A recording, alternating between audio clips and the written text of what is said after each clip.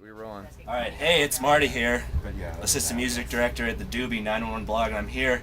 Greg Gillis of Girl Talk just played a fantastic show here in Mitchell. Greg, thank you so much for coming in the first place. Left hand shake. Left hand shake. We're that different.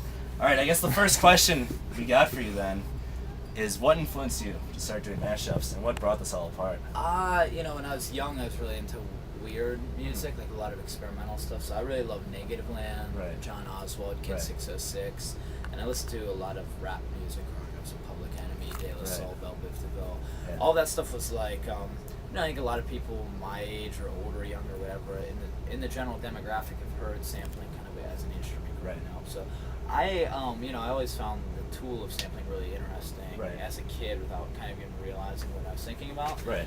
But yeah, as I dove deeper into more weird music, I loved Negative Land and Right. that sort of thing. And that was, to me, I was really involved in experimental music when I was in high school, but it was always appealing to make like very weird avant-garde music Right, that right. is simultaneously appealing to people who don't necessarily follow that. Right. I think a lot of times when you're doing weird music and you're making weird music strictly for people who want to hear weird music, it's supposed to be challenging, and everyone who attends your shows are trying to be challenged.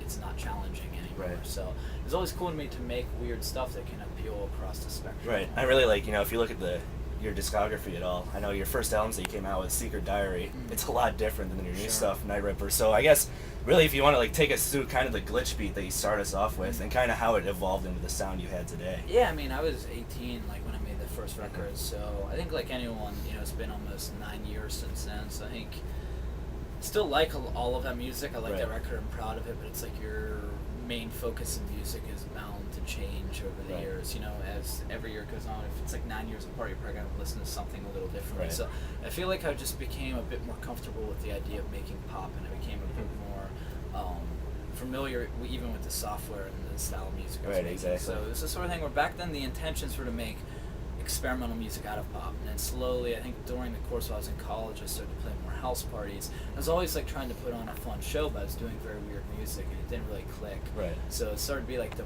more accessible it got, the more the shows went in the direction I wanted them to go. Right. So it was kind of like a natural thing where it wasn't really a decision to go any direction. It's kind of like just playing shows and introducing these small little segments that are working out better, and then it just builds up to something else. Right. So just taking a lot of time in between each albums, I think.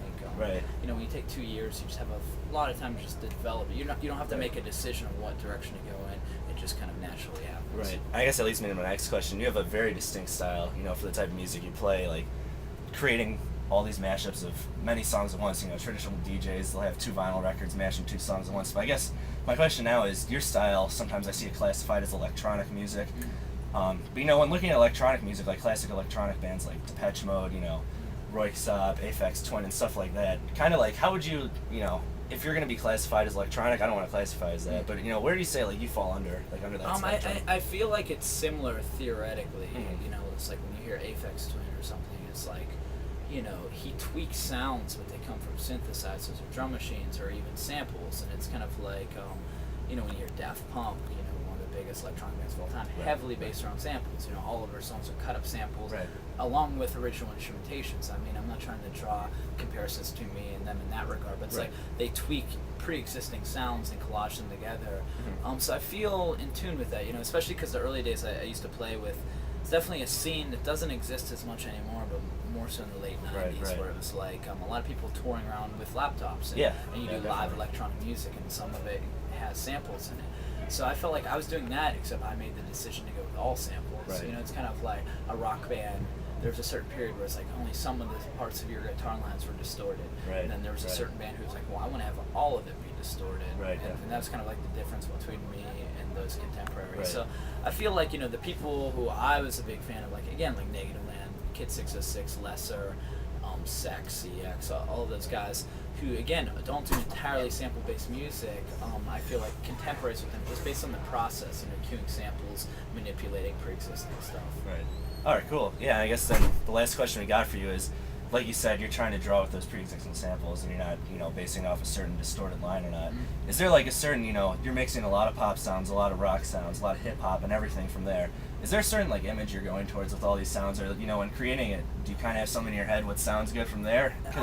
You know, not really, but I do. You know, I Right. can't like picture it until it happens. Like, Right. It's a really trial and error process. So it's like when I'm thinking about doing a new album or working on new material, it's not like I'm like have a real idea where it's going. It's like I'm gonna cut up all of these samples and something clicks, and it's Right. like, oh, that's kind of where I want to go with it. So it's a weird process for me where I think it's very distinct from maybe someone who plays a guitar who like gets in the mood for something and then therefore writes a song that sounds like they're just depressed and they write a song about that, or very happy and they write a song about that, and that results in it. It's not that like instinctual for me, so I wish it was. You know, I wish it was more traditional like that, but it's just so trial and error that I don't like have a sound in mind. And again, like with the show, it's like I introduce new small elements all the time, which then go on to create an overall sound. Right. It's like you're just like playing with these small pieces the entire time. So a lot of times I play with things for a whole set, for a whole month, and then like I get rid of it, never play it again. Yeah. So it's like all of these small little components I'm playing with resulting in this larger sound, and eventually I kind of have a picture. I don't know if that makes sense, but it's I just don't have like an idea of where it's going until like it's done almost. Yeah. All right. Well, Greg, thank you very much for interviewing us and taking the time out. We're glad to support the blog, and if you think maybe give us a shout out to 911blog.com. 911blog.com. Hello.